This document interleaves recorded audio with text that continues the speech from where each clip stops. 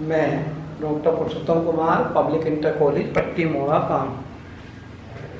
जैसा कि आप जानते हैं, कक्षा 6 विषय भूगोल के अंतर्गत हम चैप्टर नंबर आपको 4 पढ़ा रहे थे और इस चैप्टर नंबर 4 जो है वो पृथ्वी की गतियाँ, ठीक है। तो उसमें एक छोटा सा टॉपिक अभी रह गया है, उसको मैं अभी यहाँ पर बता रहा हूँ इस वीडियो में, तो देखिएगा, ध्यान दें। तो जैसा कि इससे पहले वीडियो में हम चर्चा कर रहे थे, उसी चर्चा को पुनः यहाँ वापस लाते हैं। हम लास्ट में बता रहे थे उस वीडियो में क्षितिज के बारे में आपको हम बता रहे थे। तो देखिए, ध्यान दीजिएगा, क्षितिज किसे कहते हैं? जहाँ पृथ्वी और आकाश मिलते हुए दिखाई देते हैं, जहाँ पृथ्वी और आकाश मिलते हुए दिखाई देते हैं, उस स्थिति को हम क्षितिज कहते हैं। क्या कहते हैं? उस स्थिति को क्षितिज कहते हैं। आइए अब नेक्स्ट टॉपिक हम बताते हैं, और नेक्स्ट टॉपिक है आपका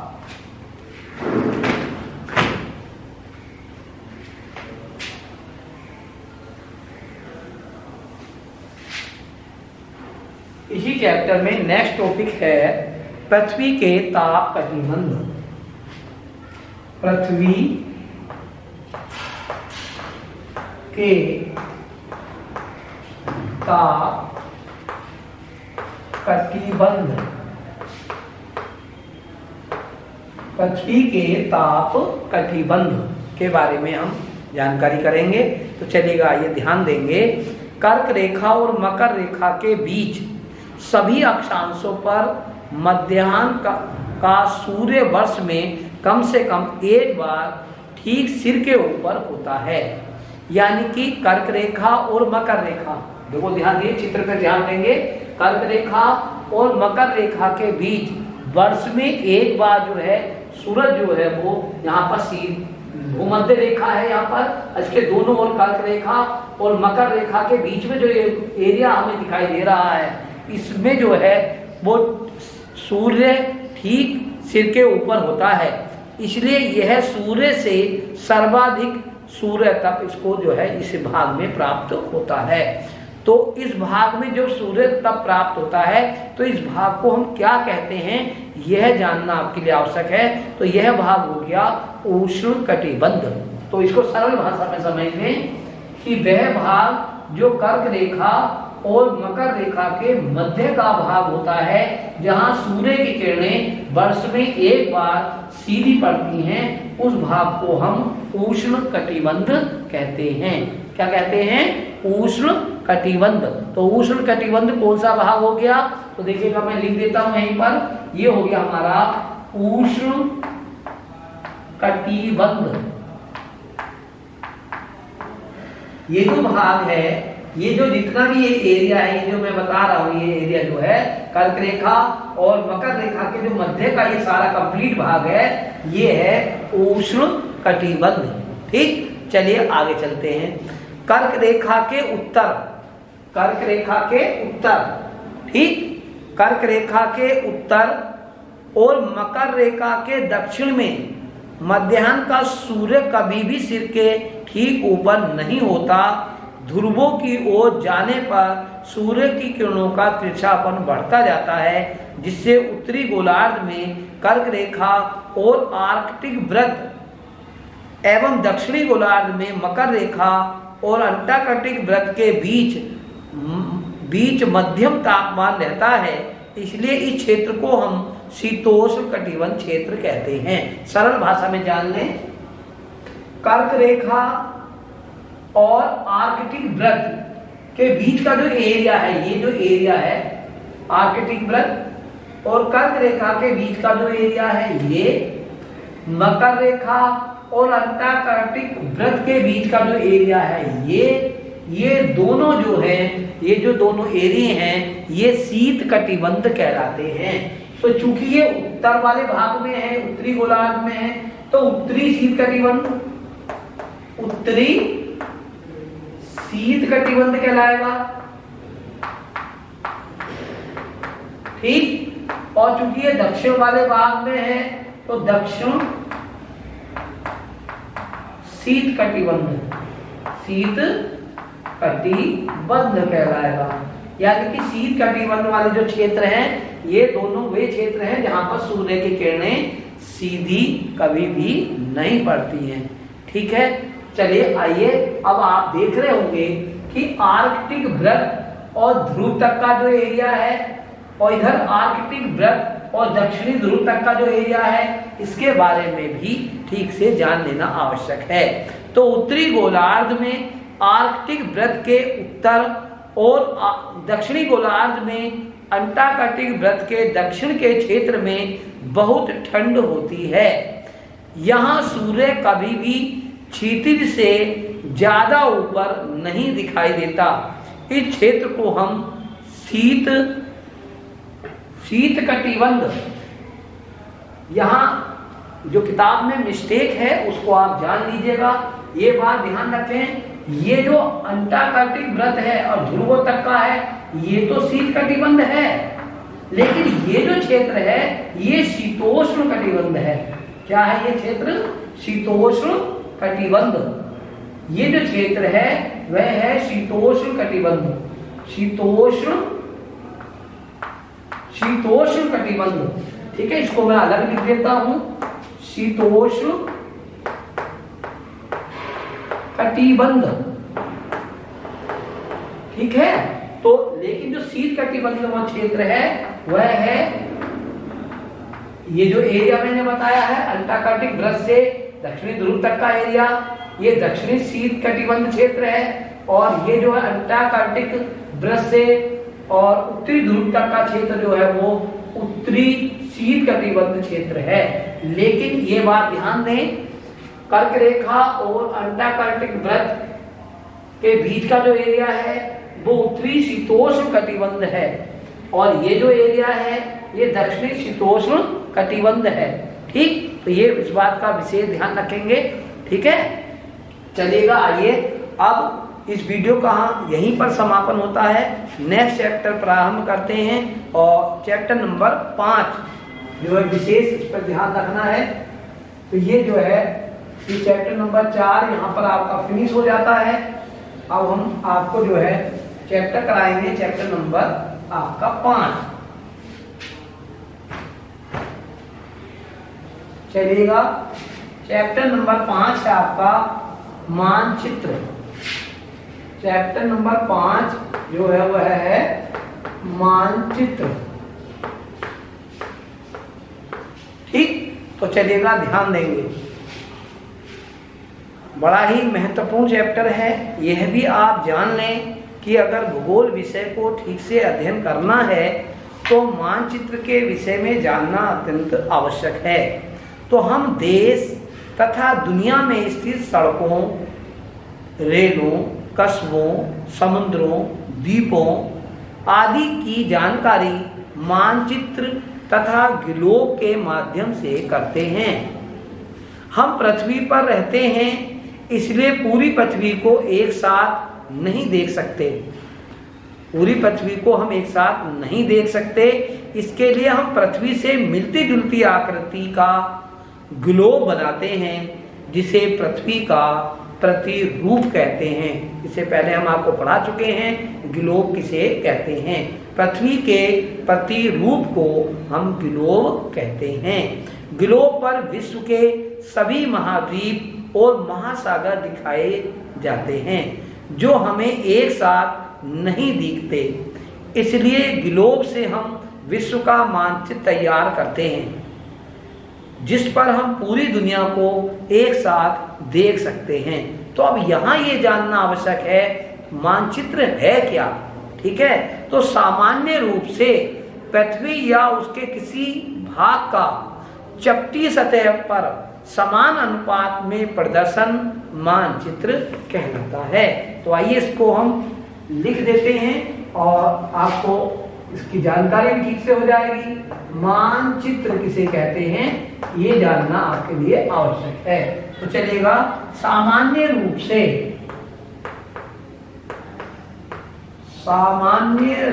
से पृथ्वी सामान्य रूप से पृथ्वी या उसके किसी भाग का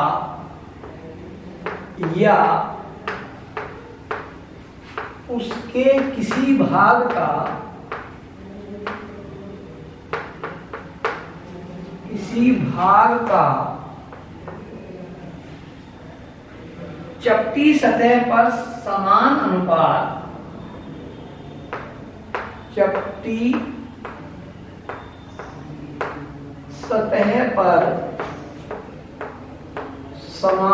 अनुपात में प्रदर्शन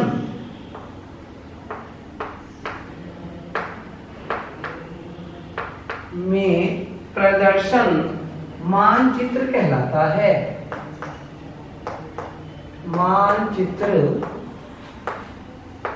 कहलाता है। चलिएगा, ध्यान देंगे। यानी कि कहने का तात्पर्य ये है कि सामान्य रूप में जो है पृथ्वी या उसके किसी भाग का चपटी सतह पर समान अनुपात में अगर हम प्रदर्शन करते हैं तो उसे हम मानचित्र कहते हैं। तो मानचित्र पृथ्वी की सतह या किसी एक भाग का पैमाने की सहायता से समतल पर खींचा गया एक चित्र होता है। इसे गोलाकार ग्लोब की सहायता से कागज पर बनाया जाता है। तो आइए यह भी हम जानने का प्रयास करें कि मानचित्र हमारे लिए कैसे उपयोगी है, मतलब मानचित्र की हमारे लिए क्या उपयोगिता है, इसको जानना हमारे लिए अत्यंत आवश्यक है। मानचित्र आसानी से एक स्थान से दूसरे स्थान तक लाए और ले जाए जा सकते हैं, जबकि ग्लोब को एक स्थान से दूसरे स्थान पर आसानी से लाया व ले जाया नहीं जा सकता, और जबकि मानचित्र को हम एक स्थान से दूसरे स्थान पर आसानी से ला व ले जा सकते हैं। भूमि, सड़कें, रेलें, कस्बों और गांवों को ग्लोब की अपेक्षा मानचित्र में अच्छी तरह से दिखाया जा सकता है। हम विश्व का अथवा इसके किसी एक भाग का मानचित्र तैयार कर सकते हैं और इसमें जो जानकारी चाहें उसे दिखा भी सकते हैं। तो आइए ये जान लेते हैं कि मानचित्र के प्रकार कौन कौन से हैं, मानचित्र कितने प्रकार से बनाए जाते हैं, और या कौन कौन से मानचित्र होते हैं, या उनके नाम हम क्या क्या रख सकते हैं। तो देखिएगा, जैसे अब हम एक मानचित्र का नाम ले रहे हैं, भौतिक मानचित्र की अगर आप बात करें तो भौतिक मानचित्र में क्या क्या होता है, तो पृथ्वी की प्राकृतिक स्वरूप जैसे पर्वत, पठार, मैदान, नदी, महासागर जिस मानचित्र में दर्शाए गए होते हैं या जिस मानचित्र में होते हैं, ठीक है नहीं, ऐसे मानचित्र को हम भौतिक मानचित्र कहते हैं। यानी कि यदि आपको पठार, पर्वत, मैदान, नदी, महासागरों के बारे में जानना है तो आपको भौतिक मानचित्र खरीदना होगा, या भौतिक मानचित्र के बारे में से ही आपको ये जानकारी प्राप्त हो सकती है। अब आता है राजनीतिक मानचित्र। यानी कि कहने का तात्पर्य है कि राज्यों को, यदि उस राज्यों को दर्शा रखा है, नगरों को दर्शा रखा है, शहरों तथा गांव और विश्व के विभिन्न देशों, राज्यों तथा उनकी सीमाओं को दर्शाने वाले जो मानचित्र होते हैं उन्हें राजनीतिक मानचित्र कहते हैं। यानी कि यदि आपको किसी राज्य की सीमाओं के बारे में जानना है, किसी नगर के बारे में जानना है, शहरों के बारे में जानना है, या किसी गांव के बारे में जानना है, या विश्व के विभिन्न देशों के बारे में आपको जानकारी प्राप्त करनी है, या विश्व के किसी भी देश के उसमें राज्यों की जानकारी आपको प्राप्त करनी है, या उनकी सीमाओं का आपको अध्ययन करना है, तो आपके लिए राजनीतिक मानचित्र का आपके पास होना अत्यंत आवश्यक है। ठीक, तो अभी हमने चर्चा किया भौगोलिक मानचित्र में क्या होता है, और चर्चा किया राजनीतिक मानचित्र में क्या होता है। अब तीसरी बात एक और कर लेते हैं, वह होता है थीमेटिक मानचित्र। मैं चर्चा कर रहा हूं थीमेटिक मानचित्र की। थीमेटिक मानचित्र क्या होता है? कुछ मानचित्र विशेष जानकारी प्रदान करते हैं, यानी कि कुछ मानचित्र ऐसे होते हैं जो हमें विशेष जानकारी प्राप्त करते हैं। जैसे मान लीजिएगा आपको सड़क की जानकारी प्राप्त करनी है, केवल और केवल सड़कों की जानकारी प्राप्त करनी है, तो इस प्रकार की जानकारी आपको थीमेटिक मानचित्र में ही प्राप्त हो सकती है। मान लीजिएगा आपको वर्षा की जानकारी प्राप्त करनी है पूरे भारत की, तो ये जो मानचित्र होगा जिसमें केवल और केवल वर्षा की जानकारी आपको मिलेगी, ये थीमेटिक मानचित्र होगा। यानी कि किसी एक बात को लेकर के अगर कोई मानचित्र बनाया गया है तो वो थीमेटिक मानचित्र कहलाता है।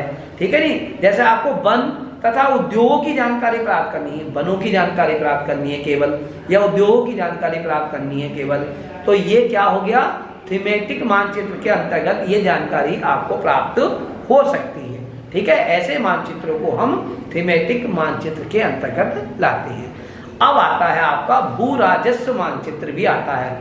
तो मानचित्र को विशेषकर 4 भागों में बांटा जाता है: भौगोलिक मानचित्र, राजनीतिक मानचित्र, थीमेटिक मानचित्र और चौथा मैं बता रहा हूं आपको भू राजस्व मानचित्र। नाम से भी आपको पता चल रहा है कि इस मानचित्र में भूमि का बंटवारा, सिंचित क्षेत्र, विभिन्न प्रकार के भूउपयोग, कार्यालय, विद्यालय, अधिवासों और औद्योगिक क्षेत्रों को ऐसे मानचित्र में दर्शाया जाता है। गांव, कस्बा, जिला, राज्य और देश को भी मानचित्र में दर्शाया जाता है। अब एक बात वो जानकारी आपको करनी है, मान लीजिएगा आपको बहुत सारे मानचित्र एक साथ चाहिए हैं, आपको बहुत सारे मानचित्र एक ही साथ अध्ययन करने हैं, एक ही पुस्तक में चाहिए होंगे, तो उस पुस्तक का नाम है एटलस। जब बहुत सारे मानचित्र एक ही पुस्तक में समाहित कर दिए जाते हैं तो उसे कहते हैं एटलस। ठीक है नहीं, तो अगर आपको जो है भारत का मानचित्र, भारत के राज्यों का मानचित्र या विश्व का मानचित्र सब एक ही जगह चाहिए, तो उस पुस्तक का नाम होता है एटलस कहते हैं। उसे क्या कहते हैं? उसको एटलस कहते हैं। क्या आपने कभी सोचा है कि मानचित्रों में कौन कौन से घटक होते हैं जिनकी जानकारी मानचित्रों को समझने के लिए आवश्यक होती है? आइए उन्हें जान लेते हैं। तो मानचित्र को समझने के लिए मुख्य रूप से 3 घटकों का होना अत्यंत आवश्यक है। 3 घटकों की आपको जानकारी होनी आवश्यक है। पहले घटक होता है दिशा। आपको मानचित्र को समझने के लिए दिशाओं का ज्ञान होना अत्यंत आवश्यक है। दूसरी बात है दूरी का भी ज्ञान आपको होना चाहिए। और तीसरी बात है प्रतीक चिन्हों का। जो प्रतीक चिन्ह मानचित्र में बनाए जाते हैं उनका आपको जानकारी होनी चाहिए। यानी कि किसी भी मानचित्र को जानने के लिए आपको 3 प्रतीक चिन्हों का जानकारी आपको सही से होनी चाहिए: दिशा, दूरी और प्रतीक। चलिए आइए सबसे पहले हम अध्ययन का विषय बनाते हैं दिशाएं। तो बहुत पहले लोग लंबी लंबी दूरियां पैदल, घोड़ों, ऊंटों, बैलगाड़ियों आदि के सहारे क्या करते थे? तय करते थे। समुद्री नाविक नावों, जलयानों पर बैठकर सागर पार किया करते थे। लंबे चौड़े रेगिस्तानों, घने जंगलों या समुद्र के बीच वे अक्सर रास्ता भटक जाते थे। ठीक है, तब दिशा जानने के लिए वह सूर्य की मदद लेते थे। यहाँ आपको बहुत सरल जानकारी मिलेगी। यानी कि जब सूर्य उदय का समय होता है तो वह दिशा पूरब होती है, जब सूर्य अस्त होता है तो वह दिशा पश्चिम होती है। जबकि आप सूर्य की ओर जब खड़े हैं तो वह क्या हो गया? पूरब हो गया। पीठ पीछे क्या हो गया? पश्चिम हो गया। और जबकि आप सीधे हाथ की तरफ देखेंगे तो फिर आपका जो है वो जो दिशा होगी वो उत्तर होगी और उल्टे हाथ की तरफ आपकी दक्षिण दिशा हो गई। तो इस तरीके से जो है दिशाओं का ज्ञान आसानी से हो सकता है। आप ध्रुव तारे की मदद से भी जो है प्राचीन लोग जो है वो दिशा का ज्ञान करते थे। ध्रुव तारा जो है वो उत्तर दिशा में दिखाई देता है। ठीक।